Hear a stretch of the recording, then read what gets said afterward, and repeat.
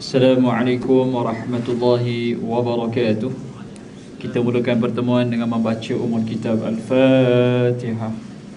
A'udzu billahi minasyaitonir rajim. Bismillahirrahmanirrahim. Alhamdulillahi rabbil alamin. Ar-Rahmanir Rahim. Maliki yaumiddin.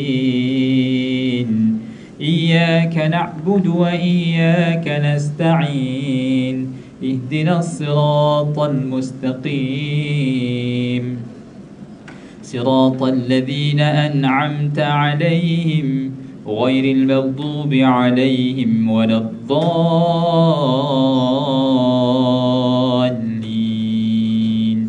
آمين.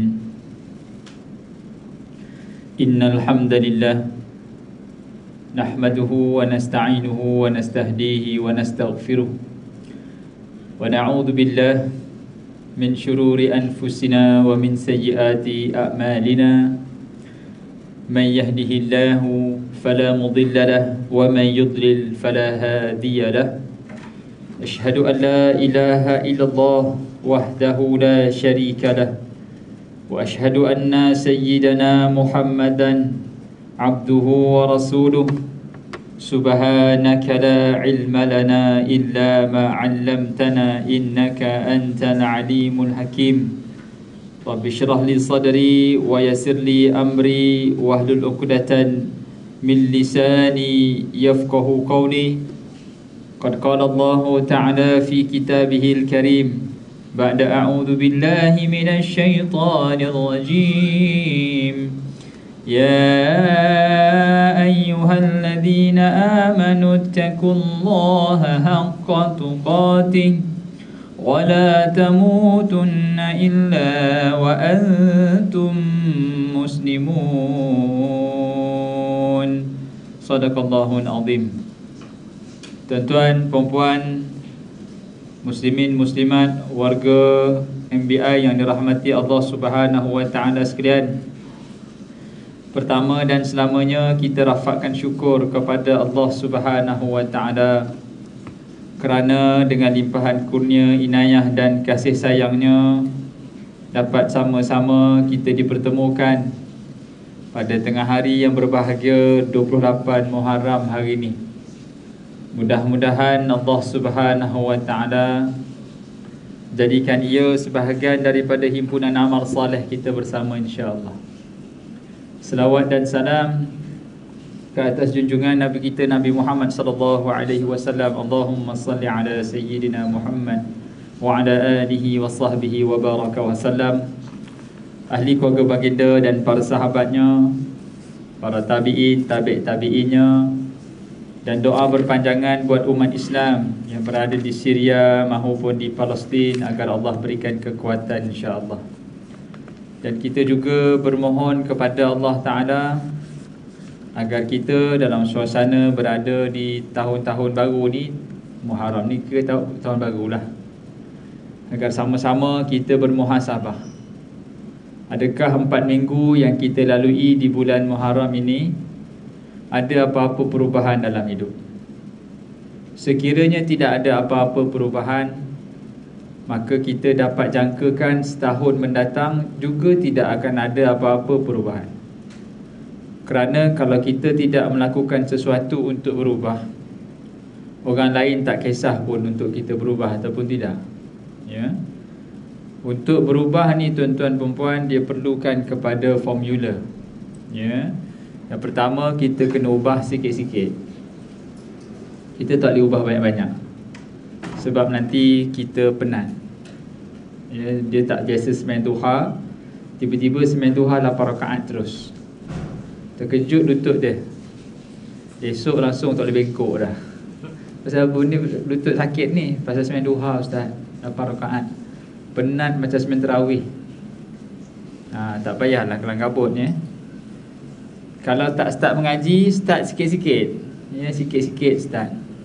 Satu muka, lepas tu naik semuka setengah. Lepas tu naik 2 muka, lepas tu naik 2 bunga. Yang bunga tu 1 bunga, 2 bunga. Ya, robok dia panggil. Ya, 1/4. Satu juzuk ada 8 bunga. Ya. Jadi boleh jadikan itu sebagai penanda ras peningkatan pada hafal Quran atau baca Quran sikit-sikit. Yang kedua, formula nak berubah, ubah dekat diri sendiri. Kita tak boleh ubah orang lain pun tak boleh ubah kita. Kalau kita nak diet, kita seorang je lah tahan makan. Kalau kita nak makan, kita makan. Kalau nak diet. Jadi tak ada siapa boleh paksa kita diet, tak ada siapa paksa boleh kita makan. Tak ada siapa paksa kita boleh makan. Macam itulah. Tak ada siapa boleh paksa kita makan. Lepas tu kalau nak ubah sekarang. Sikit-sikit sendiri sekarang. Jangan tunggu esok. Ya, jangan tunggu hujan ustaz kat luar, jadi saya tunggu hujan berhentilah baru saya start jogging. Jangan sabitkan dengan hujan baru nak jogging. Kat dalam rumah boleh kemas rumah.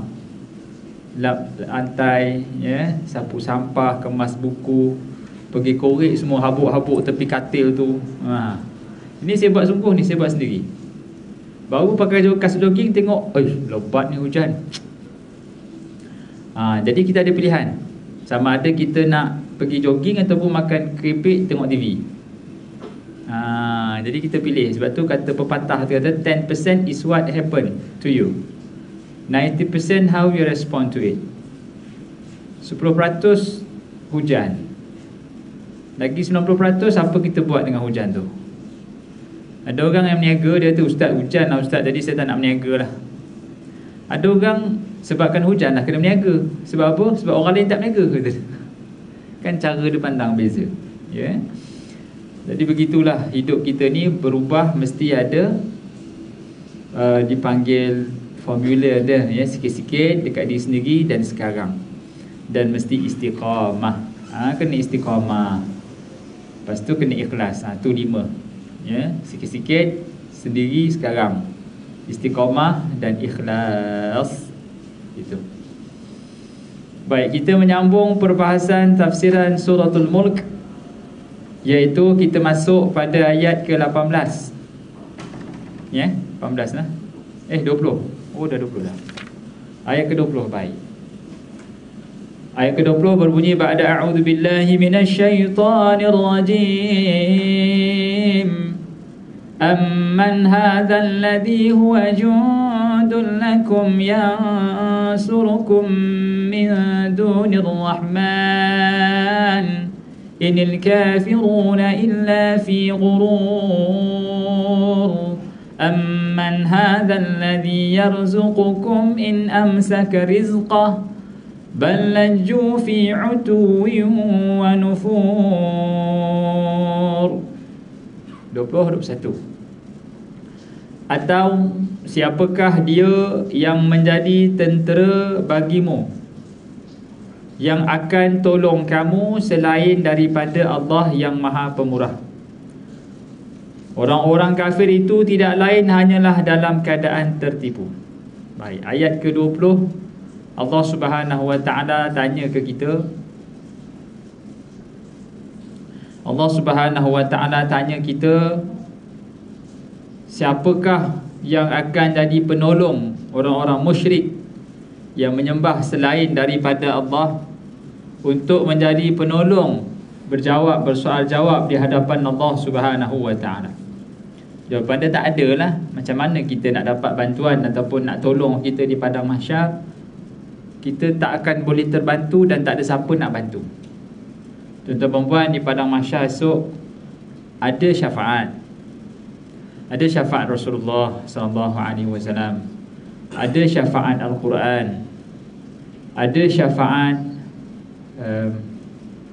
selawat. Ada syafaat anak-anak yang soleh. Ini semua asbab bantuan lah. Syafaat ini kira bantuan. Syafaat, ya, bantuan. Bantuan daripada anak yang soleh, yang mendoakan. Itu sebelum jumpa anak tu. Tapi kalau jumpa anak tu, lari kita. Yauma yafirul mar'u min akhihi.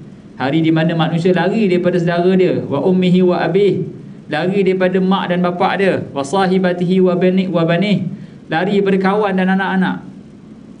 Tapi pada masa yang sama, kita juga dapat syafaat itu ketika kita dalam alam barzakh tu. Ya, anak tu doa dapat pahala. Tapi esok di alam barzakh, di padang mahsyar, takut dia ambil balik pahala tu. Jadi subhanallah, Allah Subhanahu wa taala bertanya pada kita, kalaulah kamu di padang mahsyar esok dalam keadaan menafikan Allah Taala sebagai Tuhan, cuba fikir, adakah kamu ada penolong selain Allah? Jawapan dia pastilah tak ada. Tapi begitu kaedah penyampaian Al-Quran, Allah akan tanya, ya, dalam bahasa Arab dipanggil adatul istifham. Dalam bahasa Arab, ni adalah simplified version of hal. Adakah? Hal adullukum ala tijaratin, atau adakah hendak aku tunjukkan pada kamu? Hal boleh juga disimplifikan, diringkaskan tulisan ataupun sebutannya kepada Aantum ashaddu khalqan amis sama'u banaha. Adakah kamu rasa kamu lebih susah untuk diciptakan berbanding bukit, langit. Jadi jangan kita sewenang-wenang guna perkataan tersebut dalam sembahyang. Gitu. Kita takut kita tambah imbuhan itu jadi adakah. Allahu akbar. Susah tu. Ya. Ataupun Allahu akbar. Kalau gagap tak apa. Kalau sengaja boleh batal sembahyang tu. Tu. Kalau tashilnya, kalau hamzah dengan hamzah dia jadi tashil. Gitu. Dia jadi tashil tu, dia tak sebut Dalam qiraat kita dia ada tashil, memudahkan. Gitu ya.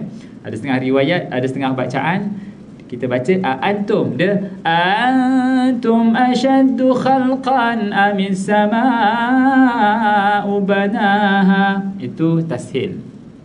Kalau yang biasa antum gitu. Hanya pada tashil, pada lafaz a'jamiyan wa arabi. A'jamiyan wa arabi. Itu dipanggil tashil. Lalu Allah Subhanahu wa taala tanya kita, siapa yang boleh jadi pelindung? Jawapan dia mana ada. Ya, tapi Allah tanya supaya kita sedar diri bahawasanya di padang mahsyar esok tak ada siapa boleh tolong melainkan dia.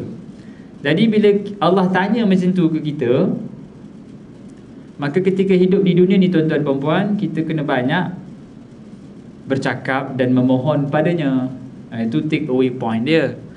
Bila kita faham ayat ke-20 ni, Allah tanya, adakah kamu rasa ada tentera yang akan membantu kamu selain pada Allah? Kau jawapannya memang tak ada. Ya tak? Jadi maksudnya bila kita hidup di dunia, dampingan pada Allah itu patutnya lebih dominan berbanding berdamping dengan makhluk. Ya. Bila kita sedih, kita harap pada Allah lebih berbanding harap pada makhluk untuk hilangkan sedih tu. Bila kita sakit, mengharapkan pada Allah lebih berbanding makhluk yang boleh memberikan sembuh itu. Bila kita sedih, kita kena berharap pada Allah yang mendatangkan sedih, sebab Allah nak berdamping dengan kita. Ya, bahasa Tuhan yang kita kena faham, kalau kita sakit, dia maha penyembuh. Kalau kita sedih, dia maha pendekat, dia maha dekat. Kalau kita miskin, dia maha kaya. Gitu. Min dunir rahman inil kafiruna illa fi ghurur. Jelas bagi orang-orang kafir itu, mereka dalam keadaan tertipu. Ghurur itu maksudnya tipu, ghar. Ya, ghar ataupun ghurur. Ghurur ni maksudnya dia rasa dia buat baik. Tipu dalam bahasa Arab ni dia ada macam-macam. Dalam Quran ada khusran, ada ghurur. Khusranum mubin, kerugian yang amat jelas. Pada konteks ayat ni ghurur. Ghurur ni tertipu. Kalau khusran tu rugilah, rugi. Ghurur ni lebih dahsyat daripada khusran. Ghurur ni, ya ayuhal insan ma gharraka bi rabbikal karim. Wahai manusia, apa yang menyebabkan kamu lupa pada Allah? Buat baik tapi lupa pada Allah. Gitulah. Dalam bahasa Arab kata asal ghurur ni ataupun kita panggil ghar, ghar Hira, gua Hira. Bukit tu besar, dalam tu ghar kosong. Bukit tu besar, Dalam tu ada ghar, bukit, ada bukit Thur, dalam tu ada kosong. Ghar ni kosong, Hur ni kosong. Buat baik tapi kosong. Orang-orang kafir disangka dia buat baik tapi kosong. Itu takut. Macam ayat Allah Ta'ala berfirman dalam surah Al-Kahfi yang hujung tu, Allah, Qul hal nunabbi'ukum bil akhsarina a'mala. Ingin aku kabarkan kepada kamu amalan yang paling rugi. Alladzina dhalla sa'yuhum fil hayati dunya wa hum yahsabuna annahum yuhsinuna sun'a. Ingin aku kabarkan pada kamu benda yang paling rugi adalah mereka melakukan sesuatu yang untung, yang baik, tapi tak ada apa-apa nilai di sisi Allah Subhanahu wa taala. Itu dipanggil khusran, rugi. Ghurur ni buat baik tapi tidak bernilai, ya. Maksudnya kata Imam Ghazali dalam kitabnya Ihya al-Ulumuddin, ada 4 orang terkena penyakit ghurur. Pertama, ahli ibadah. Ahli ibadah ni terkena penyakit ghurur. Dia buat baik ibadah, tapi dia tidak niatkan kerana Allah, dia tidak sandarkan kerana Allah, dia buat hanya kerana dapat pandangan manusia. Dia dapat pandangan manusia tapi tak dapat apa-apa di sisi Allah Ta'ala. Rugi, satu. Yang kedua, ahli zikir. Ahli zikir ni berzikir banyak, selawat beribu, istighfar beratus, tetapi tidak kerana Allah, ya, tidak kerana Allah, kerana makhluk. Rugi juga. Yang ketiga, ahli sedekah. Ahli sedekah pun sama juga, banyak sedekahnya. Dia akan dipanggil oleh Allah Ta'ala di padang mahsyar esok. 3 golongan yang dia patutnya buat baik dan manusia sangka dia buat baik. Ahli sedekah salah satunya, dan orang yang mati syahid salah satunya. Allah panggil balik, ya, Allah panggil mereka. Allah tanya, apa kamu buat dulu di dunia? Sebab apa kau mati? Aku mati dan aku hidup dulu, dan aku mati aku banyak sedekah pada jalanmu ya Allah. Allah kata bohong. Kau bersedekah tapi nak tunjuk pada manusia, maka masuk neraka sekarang. Gitu. Itu yang kita takut, tuan-tuan dan puan. Bila kita buat ibadah, kita jangkakan dapat pahala, tetapi sebenarnya kita mengharapkan pandangan manusia. Awal-awal lagi void, pahala tu dah ditolak. Melainkan kalau kita solat wajib, tak dapat pahala tapi tak dapat dosa. Buat baik tak dapat pahala. Baik dapat pahala tapi tak dapat pahala pasal tidak dibuat, disandarkan kerana Allah Subhanahu wa taala. Dan golongan yang keempat, siapa yang kena penyakit ghurur? Ahli ilmu. Orang yang memiliki ilmu juga terkena penyakit ghurur. Apabila ilmu itu tidak menyebabkan dia dekat kepada Allah, ilmu itu menyebabkan dia tak dapat membezakan di antara hak dan batil. Apabila ilmu itu menyebabkan dia jauh daripada Allah, itu lagi dahsyat. Apabila ilmu itu menyebabkan orang lain dekat kepada neraka, lagi musibah. Dia ada ilmu, contohnya ilmu main pedang. Patutnya ilmu tu digunakan untuk mengajar manusia berperang, contohlah. Tapi dia ajar manusia untuk bunuh orang Islam. Dosa. Dia ada kepakaran buat bom sebagai contoh. Patutnya dia bantu askar Islam, tak ada pergi bantu askar musuh. Itu ghurur lah. Ada ilmu tapi jahil. Dia mungkin dalam bidang kepakaran, dalam bidang syariah, dalam bidang hadis atau bidang syariah lah, muamalat, tetapi digunakan kepakarannya itu untuk menindas kaum muslimin. Ini penyakit ghurur terkena kepada mereka-mereka yang ada ilmu. Ilmu itu bukan untuk mendekatkan manusia kepada Allah, tapi menjauhkan manusia daripada saf-saf di masjid.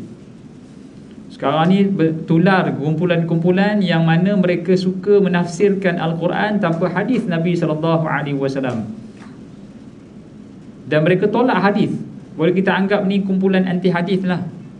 Dia tadabbur Quran macam tu je, lepas tu datanglah pahaman-pahaman yang songsang. Tak ada titian sirat, kena percaya kitab Taurat dan Injil sama-sama. Silap-silap kan timbul pula Nabi palsu kan. Ya, sebab dia tidak berdasarkan kepada hadis Rasulullah SAW dan tafsiran para alim ulama. Dia tak guna. Ni menular. Ni kebanyakan yang tertarik dengan pendekatan seumpama ini adalah mereka yang nak faham agama instant. Dia mungkin backgroundnya bukan agama, tapi sebab nak pergi kelas agama leceh, susah nak pergi surau, malu. Jadi ada kumpulan-kumpulan ni approach secara online, Zoom meeting, Google Meet, tanpa pantauan daripada pihak berkuasa. Oh, bahaya. Bila saya masuk, saya menyamar lah jadi orang biasa masuk. Yang menyampaikan kuliah tu bukan ada tauliah. Maksudnya bukan qualified personnel yang boleh yang bercakap berkenaan dengan agama untuk kita. Kalau dalam standard traditional punya kuliah, kita tapis dan monitor siapa yang berceramah, mesti ada tauliah. Tapi secara Zoom, Google Meet ni tak ada siapa tapis. Dan banyak pula orang suka, sambutan dia ramai. Bahaya. Lepas tu saya pesan pada anak muda, kalau nak join tu, pastikan yang deliver speech itu mesti qualify. Kalau doktor, kita nak qualified practitioner. Kalau accountant, kita nak qualified accountant. Kalau bahagian kontraktor, kita nak ikut kontraktor yang ikut kelas dia. Tapi bab agama, kita main sembarangan je ambil. Itu bahaya. Oh, ni bahaya, betul bahaya. Sebab kita tak boleh nak kawal. Dia tidak ada governance. Benda lain ada governance dia. Tapi bab agama, everybody nak cakap pasal agama sedangkan tak ada authority. Masa saya jadi head of syariah dekat salah satu institusi kewangan, saya interview orang yang nak apply syariah department. Yang kadang-kadang yang apply tu bukan syariah qualified personnel pun. Dia ambil bahagian ekonomi. Lepas tu adalah satu sijil dia ambil, Islamic Financial Planning ke apa ke. Lepas tu dia rasa dia layak jadi pegawai syariah. Saya panggil dia masuk. Memang saya panggil tu, saya nak tanya apa sebenarnya dia punya intention. Jadi kenapa awak masuk? Awak ni rasa layak jadi pegawai syariah ke? Saya rasa saya layak. Apa yang kriteria menyebabkan awak layak? Sebab saya ada ni, financial planner. Berapa lama awak ambil benda ni? 1 semester je, 1 sem je. Boleh jadi ustaz dalam syariah, dalam bank. Kalau kita tengok dulu, syariah personal dalam banking ni, dia mesti syariah qualified officer, SQO, syariah qualified officer. Background dia mesti purely usul fiqh syariah. Usul fiqh ni yang menentukan hukum. Boleh tak boleh? Boleh tak boleh? Maksudnya review, risk management, audit, semua ni di bawah supervision of head of syariah. Jadi very strong lah. Tapi disebabkan biasalah kita ambil pegawai syariah ni, kadang-kadang dia tak berapa nak hands on bahagian reporting, cakap English tak pandai, ya. Dan kita discount pada dia punya core value, iaitu qualified officer. Jadi kita ambil background ekonomi, ambil background governance untuk handle syariah matter. Tahu apa dia punya dominus impact dia? Dia akan ada impact pada syariah punya quality. Sebab kita ambil bukan qualified. Yang maintain sebagai syariah qualified hanyalah advisory je. Function-function lain review ke, yang lain-lain ni jadi masuk background masing-masing lah, ya. Jadi dia punya kesan dia adalah harga naik, tak ada siapa nak bising. Sebab syariah ni selalunya dia akan jaga public punya interest. Dia tak boleh simply naikkan harga. Syariah kena approve. Kalau syariah tak approve, tak boleh naik. Tapi bila dah taring tak ada, macam mana nak kawal? Tak boleh kawal lah, ya. Dia singa, kalau ada taring, tidur pun kita takut. Tu singa tu, jangan kacau tu, dia tidur tau. Kalau singa tak ada taring, dia buka mulut pun kita senyum. Singa tak ada taring, ya. Begitu kan? Begitulah yang berlaku. Apabila bukan qualified personnel yang deliver sesuatu itu, yang tu yang disebutkan oleh Nabi SAW, idza wusidal amru ila ghairi ahlih fantadhirus sa'ah. Bila diberikan kuasa itu kepada bukan ahlinya, maka nantikan saat kehancuran. Betul, hancur. Hancur dalam arti kata impact ataupun negative impact dia kepada masyarakat very huge, ya. Bila naik sesuatu harga tu tak boleh nak dikawal. Dulu ada syariah yang turunkan. Sebab kita nak jaga masalah umum lebih utama daripada masalah syarikat. Jadi dia make more profit, tapi kita suruh turun sebab masyarakat kita belum ready. Kenaikan itu akhirnya menyebabkan, nampaklah buktinya, ketumpulan yang ada di dalam pegawai-pegawai syariah yang berkhidmat. Itulah dipanggil pandangan mata burung daripada jauh yang berlaku di dalam institusi kewangan. Baik. Dan Allah Subhanahu Wa Taala, itulah yang dipanggil itu penyakit ghurur tu. Penyakit ghurur akan menimpa mereka yang ada ilmu, dan mereka gunakan ilmu itu bukan untuk masalah umum, tapi hanya masalah peribadi. Baik. Ayat ke-21 bermaksud, atau siapakah yang memberimu rezeki jika Allah menahan rezekinya? Sebenarnya mereka terus menerus dalam kesombongan dan menjauhkan diri. Ya, kata Ibn Kathir, maksudnya siapakah dia yang akan memberi rezeki kepada kalian jika Allah Subhanahu Wa Taala telah memutuskan rezeki kalian? Dengan kata lain, tidak ada seorang pun yang dapat memberi atau menolak, mencipta, memberi rezeki atau menolong kecuali Allah semata-mata.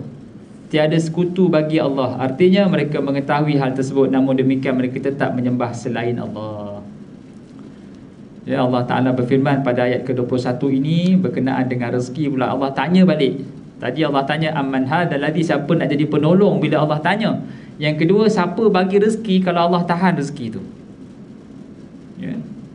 Rezeki ini dia bukan duit saja. Kalau kita anggap duit adalah rezeki, semata-mata rezeki, maka kita salah. Ya. Sihat itu rezeki, masa itu rezeki. Ya. Dapat tengok anak membesar depan mata, rezeki. Dapat suap makanan dekat mulut mak, rezeki. Dapat balik kampung tiap-tiap minggu, rezeki. Ya. Siapa ada mak tak balik, rugi. Itu rezeki besar tu. Orang lain tak ada mak. Ya. Siapa ada mak lagi, dia tak di kampung, sibuk lah, petang ada bola, mak, sorry mak tak ada balik. Oh, ruginya. Sebab saya ada seorang kawan, dia kaya lah, dia jutawan.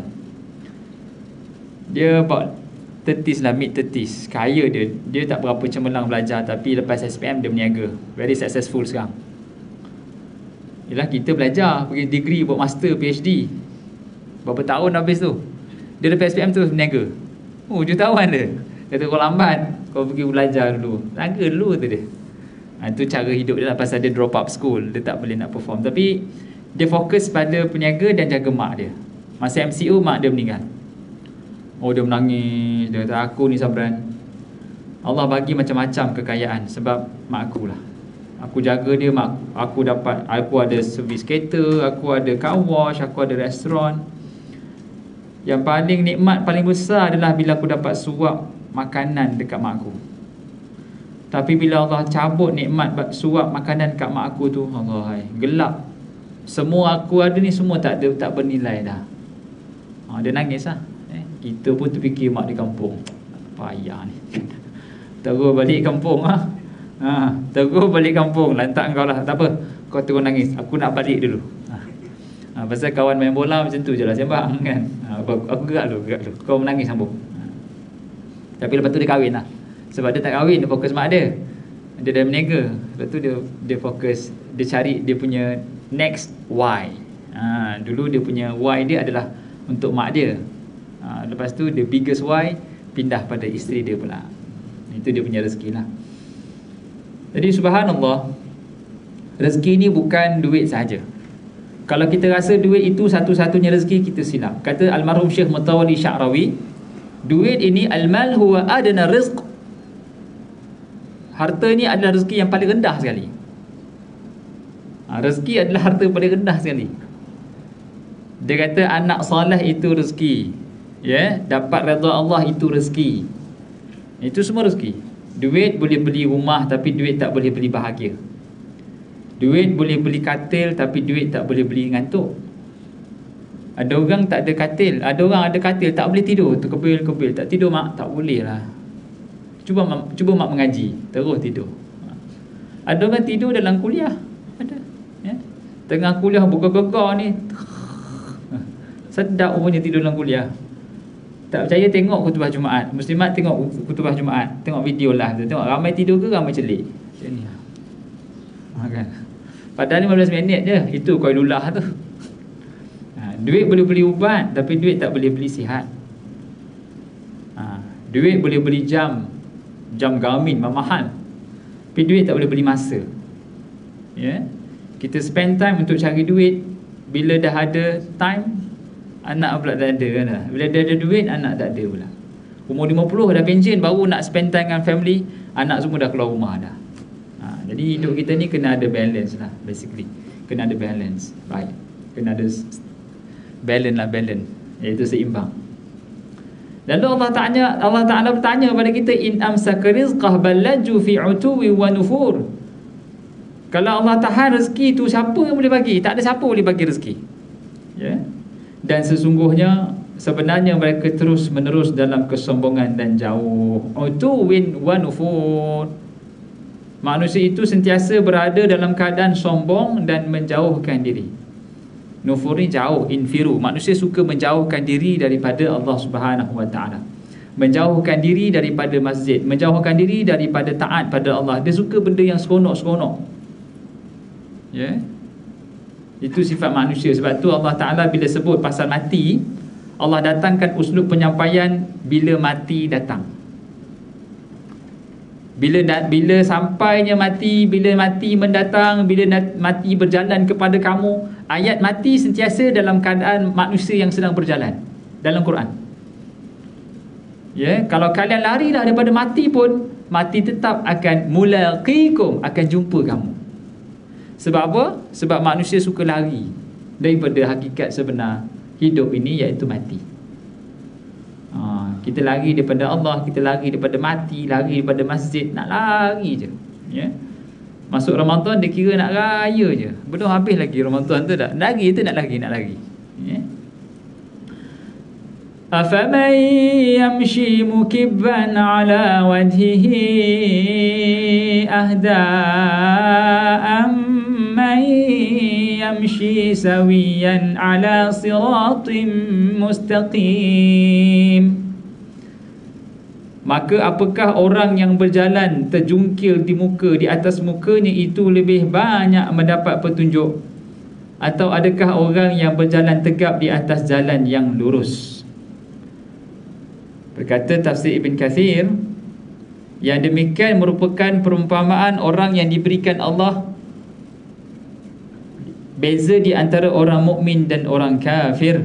Yang mana orang kafir dengan apa yang disebutkan itu, maka mereka akan berjalan dengan wajah mereka, yakni berjalan tidak normal.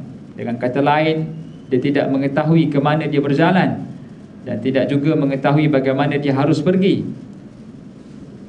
Mereka bingung dan tersesat.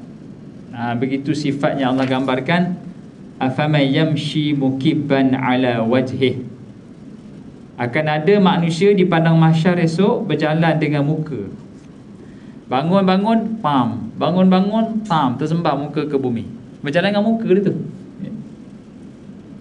Dan tak sama dengan orang yang berjalan siratal mustaqim, jalan yang tegak. Tak sama. Nak beza orang yang jumpa jalan dengan orang yang tak jumpa jalan, macam tu lah. Kita kalau ada Waze ke, ada Google Map ke, tenang je, tahu jalan. Kalau orang tak tahu macam mana?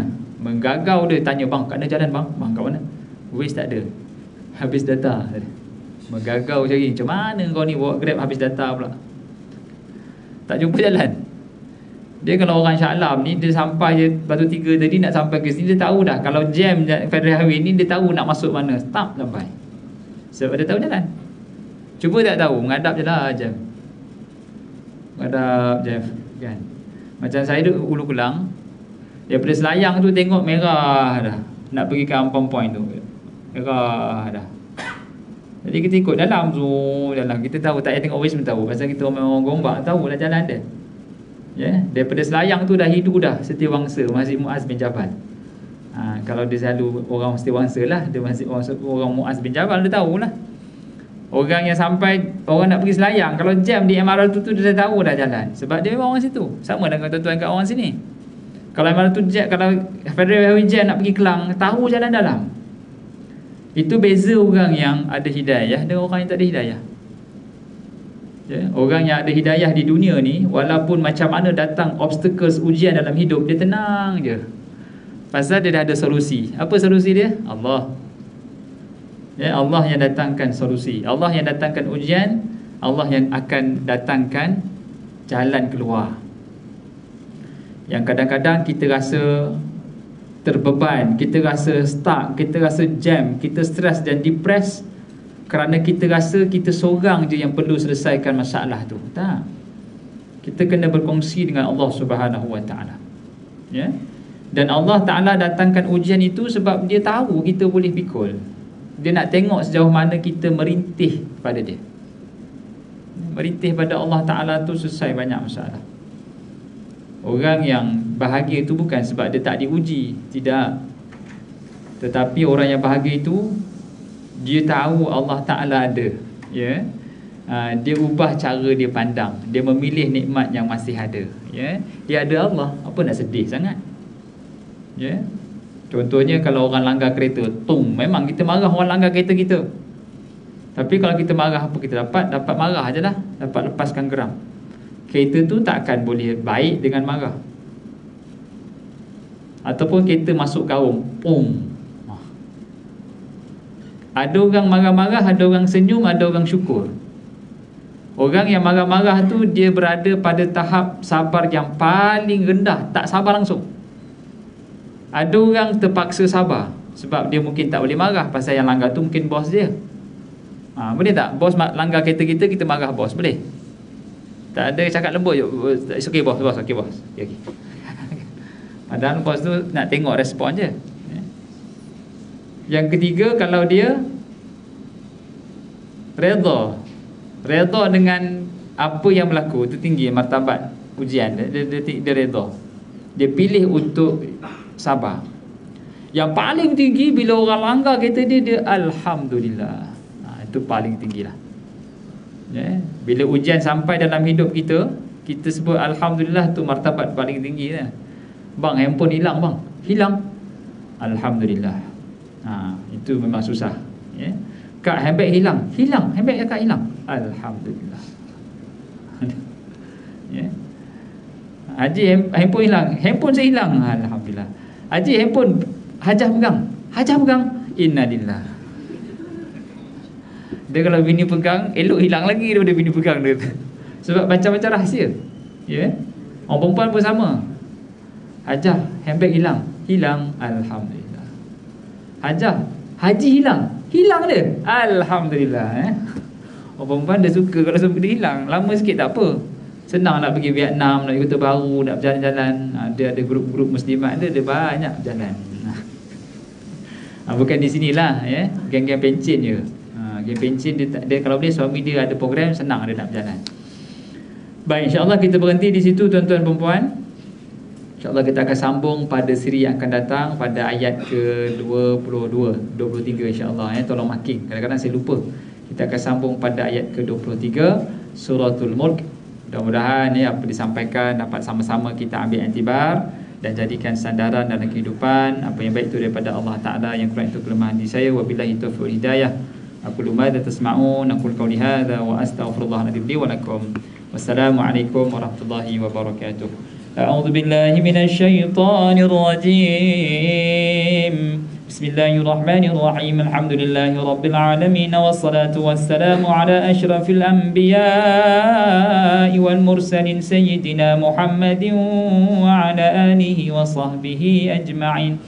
اللهم يا الله ya Tuhan kami, ya Rahman ya Rahim, ampunkan segala dosa kami, dosa kedua ibu dan bapa kami, dosa guru-guru kami, dosa datuk nenek moyang kami, dan dosa seluruh umat Islam yang masih hidup ataupun yang telah mati. Allahumma ya Allah ya Tuhan kami, ya Rahman ya Rahim, seperti mana Kau himpunkan kami pada tengah hari ini ya Allah, maka himpunkan kami di syurga bersama dengan orang yang kami kasihi. Rabbana atina fid dunya hasanah wa fil akhirati hasanatan wa qina adzaban nar. Sallallahu ala sayyidina Muhammadin wa ala alihi wa sahbihi ajma'in. Walhamdulillahi rabbil alamin. Sila penuhkan saf.